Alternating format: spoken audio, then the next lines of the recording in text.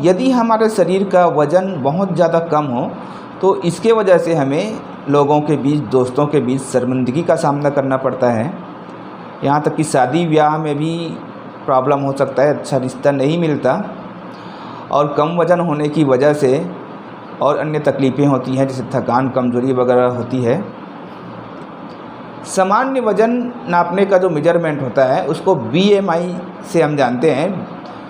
BMI निकालने का जो तरीका होता है वह है वज़न भागित हाइट।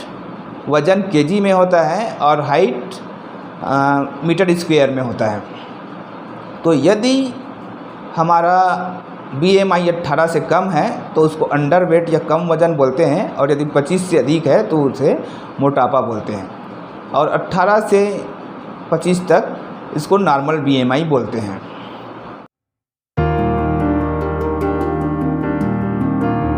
वज़न कम होने का जो कारण होता है उसमें जो पहला कारण है वो है खाना कम खाना या कम कैलोरी वाली खाना खाना। खाना तो हम खा रहे हैं लेकिन उसमें कैलोरी की मात्रा कम है, तो उसके वजह से भी वज़न कम होता है। खाना कम खा रहे हैं, फास्टिंग वगैरह कर रहे हैं, तो उसके कारण से भी, ज़्यादा फास्टिंग की वजह से भी वज़न ज़्यादा कम हो जाता है। कोई गरीब व्यक्ति है तो गरीबी के कारण यदि खाना अच्छे से नहीं खा पाया तो उसके वजह से भी वज़न कम होता है। दूसरा कारण होता है माल एब्सॉर्प्शन, मतलब हम अच्छी कैलोरी वाली खाना खा तो रहे हैं लेकिन उसको जो हमारा शरीर है वो अच्छे से एब्जॉर्ब नहीं कर पा रहा है, तो उसके वजह से भी वज़न कम होता है। न्यूट्रिशन की कमी, यदि हमारे खाने में न्यूट्रिशन की कमी हो, जैसे कि विटामिन या प्रोटीन की कमी हो, तो उसके वजह से भी हमारा वज़न कम होता है। जैसे कि प्रोटीन की वजह से सूखा रोग होता है जिसे मरासमस बोलते हैं, उसके वजह से भी वज़न बहुत अधिक कम हो जाता है। तीसरा कारण है आनुवांशिक कारण या जेनेटिक कारण। यदि हमारे परिवार में किसी को कम वज़न की समस्या है या हमारे परिवार में जो हमारे मम्मी पापा है वो बहुत अधिक दुबले पतले हैं, तो उसके वजह से भी हमारा वज़न कम हो सकता है।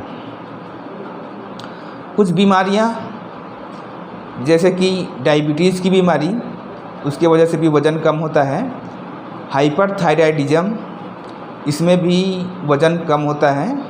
यदि किसी को लंबी बीमारी हो, जैसे कि ट्यूबरकुलोसिस हो, टाइफाइड हो, IBS हो, मतलब कि इरिटेबल बाउल सिंड्रोम, जिससे कि कब्ज रहता है हमेशा और भूख नहीं लगता, तो इसके वजह से भी हमारा शरीर का वज़न कम होता है। यदि कोई व्यक्ति बहुत अधिक तनाव में हो या शोक या चिंताग्रस्त हो, तो उसके वजह से भी हम जो भी खाते हैं वो नहीं लगता और इसके वजह से भी वज़न कम होता है।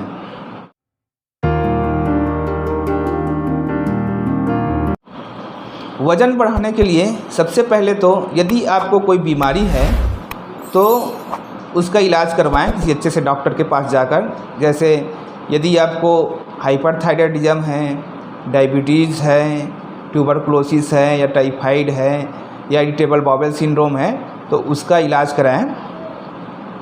यदि मानसिक तनाव की वजह से है तो इसके लिए मेडिटेशन, योगा वगैरह कीजिए, अपने पहले मानसिक तनाव को कम कीजिए। यदि सामान्य कारण है जैसे कि कम खाना खाना या कम कैलोरी की वजह से या आनुवांशिकता की वजह से, तो उसके लिए हमें सबसे पहले तो हमारा जो डाइट है उस पर ध्यान देना होगा। हमें अधिक कैलोरी वाला भोजन लेना होगा, जैसे कि केला हो गया, दूध हो गया, चावल और अधिक वसा वाली चीज़ें जैसे कि घी, बटर वगैरह लेनी होगी, और हाई प्रोटीन डाइट लेनी होगी। हाई प्रोटीन मतलब आप यदि नॉन वेजिटेरियन हैं तो अंडा, मांस, मछली ले सकते हैं, और यदि वेजिटेरियन हैं तो दूध, केला, पनीर, सोयाबीन की बड़ी, दालें इत्यादि आप अपने खाने में शामिल कर सकते हैं।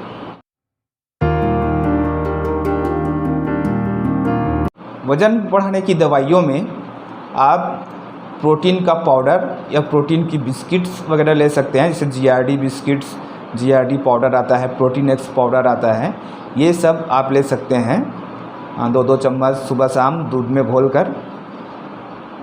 या फिर आयुर्वेदिक में पौरुष जीवन कैप्सूल आता है, आप वो ले सकते हैं। कई लोग वज़न बढ़ाने के लिए मेडिकल स्टोर में जाकर बिना डॉक्टरी सलाह के प्रेक्टिन या डेक्सामेथासोन, डेकाडॉन वगैरह टैबलेट लेते हैं, जिससे कि हमारा शरीर का वज़न बढ़ तो जाता है, लेकिन हमारे शरीर में वज़न के साथ साथ जो ताकत आनी चाहिए, जो एनर्जी आनी चाहिए, वो नहीं आती।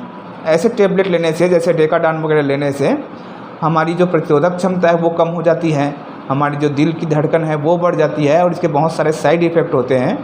और जैसे ही यहाँ पे दवाई बंद करते हैं तो फिर हमारा शरीर एकदम थुलथुला हो जाता है। अच्छी लगी हो तो हमारे वीडियो को लाइक शेयर कीजिए और हमारे चैनल को सब्सक्राइब कीजिए। तो फिर मिलेंगे नेक्स्ट वीडियो में, तब तक के लिए नमस्कार।